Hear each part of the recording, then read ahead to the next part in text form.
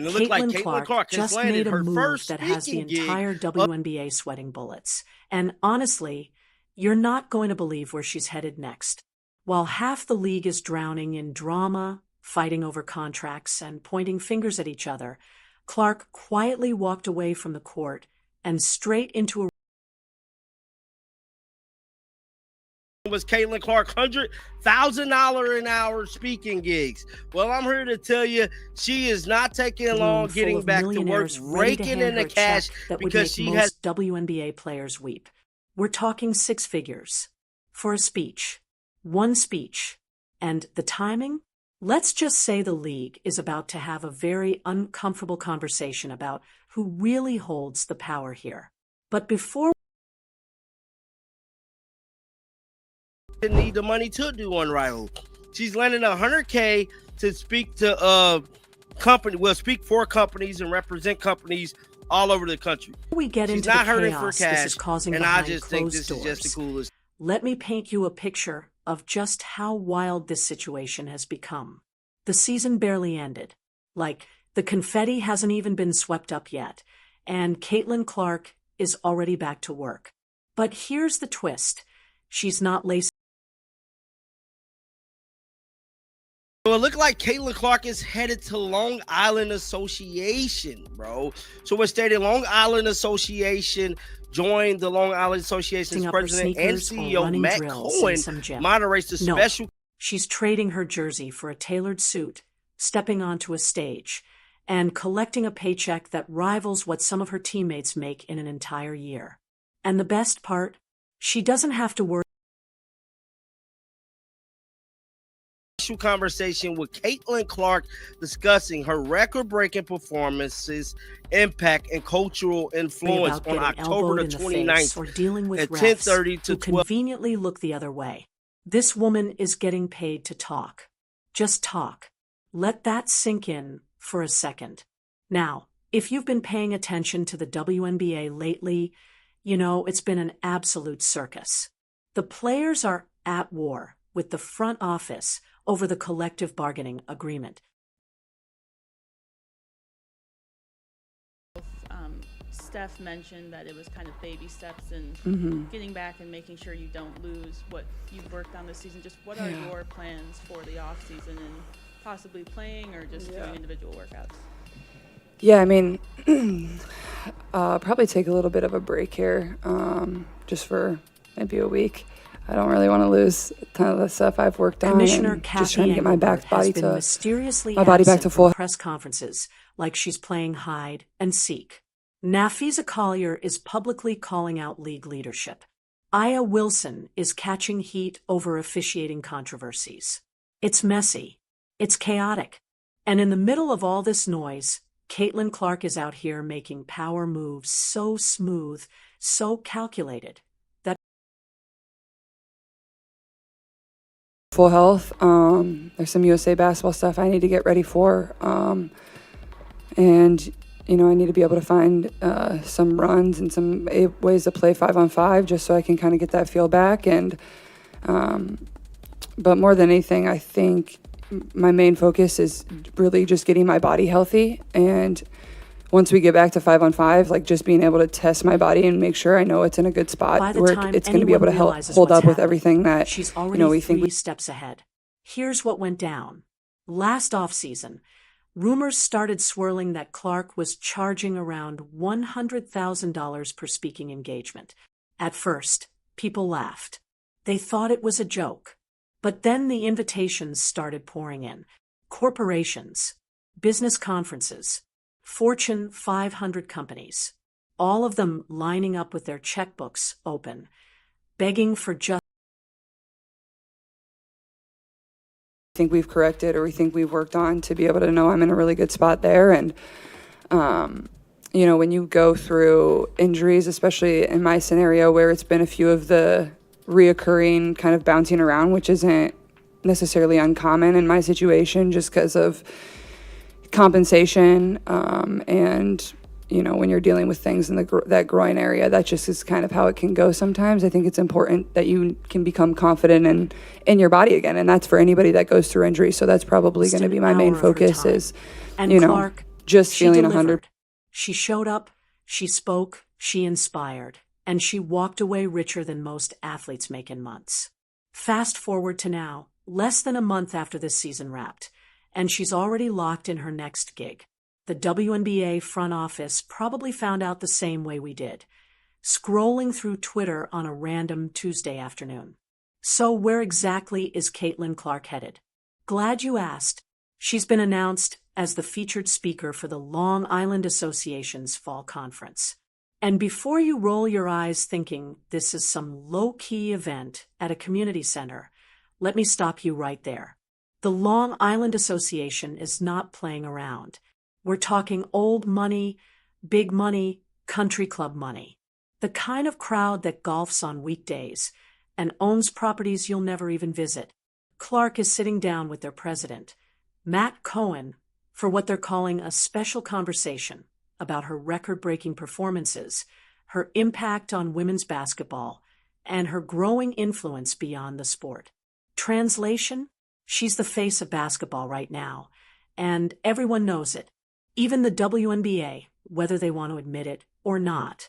The event is happening on October 29th at Holly Country Club in New York. That's right, Holly Country Club. If you don't know what that place represents, just know it's not where regular people hang out. This is a paid corporate event. Tickets are limited. Sponsorships are wide open. And Caitlin Clark is getting paid extremely well to be there. Some estimates put her fee anywhere between $100,000 and $250,000 for appearances like this. Now, think about that for a second. The average WNBA salary sits around $120,000 a year. Caitlin Clark can make almost that much in a single afternoon, standing on a stage in heels, holding a microphone, and sharing her story. No defense, no fast breaks, no physical contact, just pure, effortless income. And the fans? They love it. They're hyped. They're celebrating her success like it's their own. But inside the WNBA offices, panic, pure panic. Because when your biggest star, the one who single-handedly doubled your ratings this season, can walk into a boardroom and earn what half your roster makes in a year without even dribbling a basketball, that's a problem. That's a massive problem. It means the power dynamic has shifted. It means she doesn't need them nearly as much as they need her. And that realization is terrifying for a league that's been struggling to find its identity and keep its stars locked into the system. Let's talk about the contrast here for a second, because it's almost poetic. While players across the league are fighting tooth and nail for better pay, better treatment, and more respect, Caitlin Clark is quietly proving she doesn't need to fight at all. She's not demanding anything. She's not arguing with anyone. She's just out here building her own empire, brick by brick, deal by deal. And the message is loud and clear. Her brand is bigger than the league's brand. That's what's scaring people. That's what's keeping executives up at night. Because when sponsors look at Caitlin Clark and start asking themselves, do we even need the WNBA, or do we just need her, the entire foundation of the league starts to crack. This Long Island gig isn't just some side hustle she picked up for extra cash. This is a power move, a strategic, calculated decision that shows the world she's not sitting around waiting for the WNBA to fix its image or figure out how to market its stars properly. She's doing it herself, and she's doing it better than they ever could. The numbers don't lie. Companies are willing to pay her $250,000 just to share her perspective on leadership and success. They're not doing that because she's a basketball player. They're doing that because she's a global phenomenon, because she's turned herself into a brand that transcends sports. And let's not pretend this came out of nowhere. This is the same Caitlin Clark who turned college basketball into must-watch television. The same player who made Iowa games trend higher than NBA Finals highlights on social media. The same rookie who sold out every single away arena during her first WNBA season. People aren't just watching her play basketball. They're watching her build a legacy in real time. And now, while everyone else's PR teams are busy arguing on Twitter and damage-controlling controversies, Clark is cashing checks and smiling for corporate headshots. But here's where it gets really interesting. While Caitlin Clark is preparing for her luxurious speaking engagement in New York, the WNBA is dealing with absolute chaos. Nafisa Collier is publicly feuding with Commissioner Engelbert. Aya Wilson is catching flack over refereeing debates. The league is scrambling to salvage its reputation and negotiate a new collective bargaining agreement before everything falls apart. They needed a positive headline. They needed something to shift the narrative. And Caitlin Clark gave them one. Except it's not their headline. It's hers. She's not letting the league define her offseason or control her story. She's writing it herself, one speaking gig at a time. And here's the thing the league can't ignore. When a player becomes bigger than the organization itself, the rules change. They can't bench her. They can't fine her. They can't silence her. She has sponsors backing her, fans supporting her, media outlets covering her every move, and now, her own platform that exists completely outside the WNBA's control. That's independence. That's power. And it's exactly what the league has always tried to prevent. Think about it. The WNBA has spent years trying to keep their stars inside the system, making them dependent on the league for exposure, for income, for relevance. But Caitlin Clark is proving that model is broken. She's showing every young athlete watching that you don't have to wait for permission. You don't have to beg for opportunities. You can build your own brand, create your own value, and make your own money. And that mindset shift, that's what terrifies the league more than anything else. Because once players realize they don't need the WNBA to make real money, the control is gone. The leverage disappears. Now, some people in the media are already trying to spin this as a negative. You've probably seen the headlines. Caitlin Clark chooses corporate over team unity, or Clark prioritizes money over the game. But let's be real for a second. That's nonsense. You can't be mad at someone for being smart. She's not abandoning the sport. She's not turning her back on her teammates. The season is over. This is what off-season is for. NBA players host camps and do commercials. NFL players sign endorsement deals and make appearances. Caitlin Clark is doing speaking engagements and getting paid what she's worth. That's not greed. That's recognizing value. And the corporations writing those checks. They get it. They see what the WNBA sometimes forgets. Caitlin Clark is global. Her fan base stretches from Indiana to Iowa to Europe. Kids are copying her shot mechanics in gymnasiums across continents. Parents are spending hundreds of dollars on her jerseys. That's influence. That's reach. That's power you can't manufacture. So when she books a $100,000 speaking engagement at a luxury golf club, she's not just getting paid. She's reminding everyone that her impact goes way beyond basketball. She's showing the world that her brand has legs outside the arena, outside the league, outside the sport itself. And that's exactly why the WNBA is panicking right now. Because whether they want to admit it or not, this season's success was a one-woman engine. When Caitlin Clark played, ratings doubled. When she sat out, ratings dropped. That's not opinion. That's cold, hard data. And now that the season's over, their biggest moneymaker is out here doing events that don't involve the league at all. They can't promote it. They can't profit from it. They can't even claim credit for it. It's Caitlin's world. They're just living in it. And the panic is real. You can see it in the way WNBA media outlets are already trying to downplay this. They're saying things like, "Oh, it's just one event. No big deal." But here's the pattern they don't want you to see. Last year, one speaking gig turned into 3. This year, it'll probably double again. By 2026, Caitlin Clark could be making more money from her off-season speeches than her entire WNBA salary combined. And honestly, she deserves every penny. You can't have one athlete carrying your entire league on her back, defending herself from dirty fouls, dealing with jealousy from other players, handling controversy with grace, and then expect her to just sit quietly during the offseason. She's taking her piece. She's taking her profit. And she's doing it on her own terms. Now, some of you might be wondering, why didn't she join Unrivaled? That's the new player-run off-season league started by Nafisa Collier and Brianna Stewart, right? Great question. Simple answer. She doesn't need to.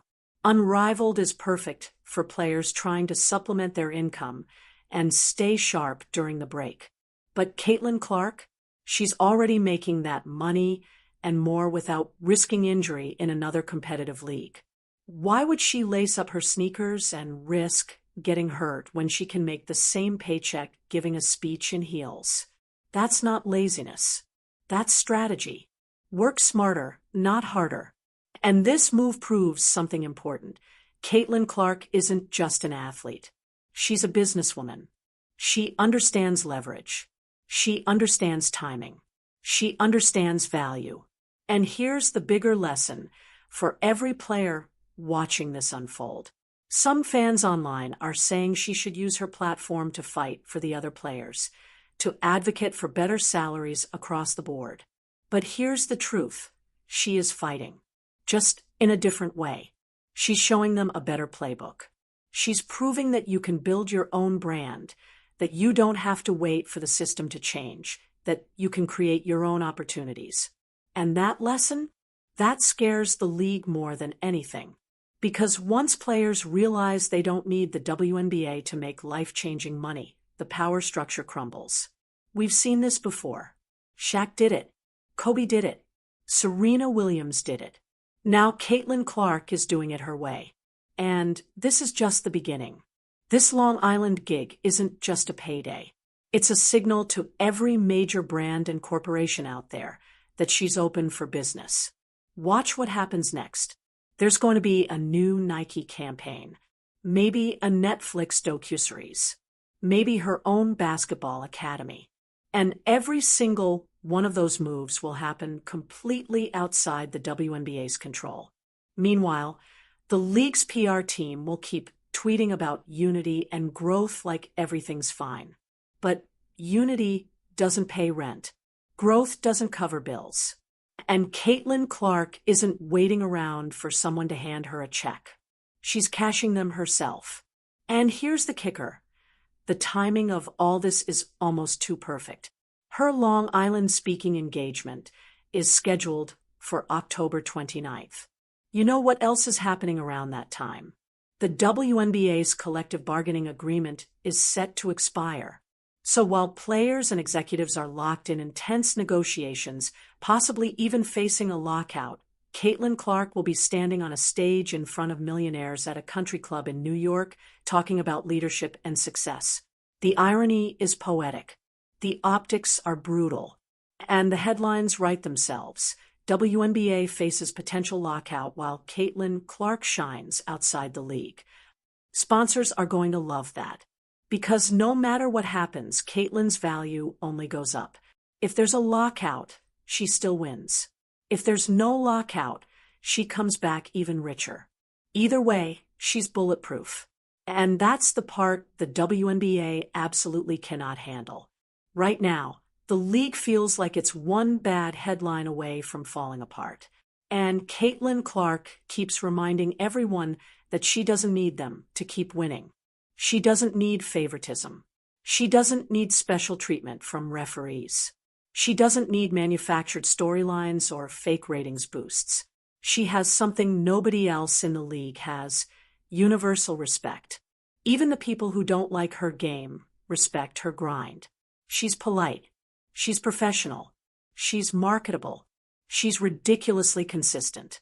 And she's not out here posting petty comments on social media or starting drama. She's letting her bank account do all the talking. So here's the question that's keeping WNBA executives up at night. What happens if she decides not to come back? Seriously, think about it. If Caitlin Clark ever decided to take a break from the WNBA or explore opportunities overseas, the league's ratings would collapse overnight. And judging by how easily she's landing six-figure speaking engagements, she wouldn't lose a dime. That's real power. That's rare power. And it's the kind of leverage that changes everything. The best part, she doesn't even have to address any of this. She's not on Twitter defending herself. She's not doing interviews explaining her choices. She's not engaging with the noise at all. She's too busy counting commas and building an empire. Caitlin Clark just turned her off-season into a masterclass in personal branding and financial independence. While the WNBA is stuck fighting over leadership and drama, she's building a legacy that pays whether she plays basketball or not. And that's what really bugs the league. Because the headlines don't say WNBA reaches new heights. They say Caitlin Clark breaks another record. Her name is carrying the product, not the other way around. She's turned herself into a walking brand like Michael Jordan, like LeBron James, like Serena Williams. And the WNBA wasn't built to handle someone that powerful. They want stars who shine inside their system. But Caitlin is the system now. The spotlight doesn't belong to the league anymore. It follows her wherever she goes. So when she walks into that Long Island ballroom later this month, wearing a suit instead of a jersey, holding a microphone instead of a basketball, everyone in that room will know one thing for certain. They're not just watching a player. They're watching a phenomenon. And the WNBA, they're watching from the sidelines, wondering how they lost control of their own star. The answer is simple. They never had it to begin with.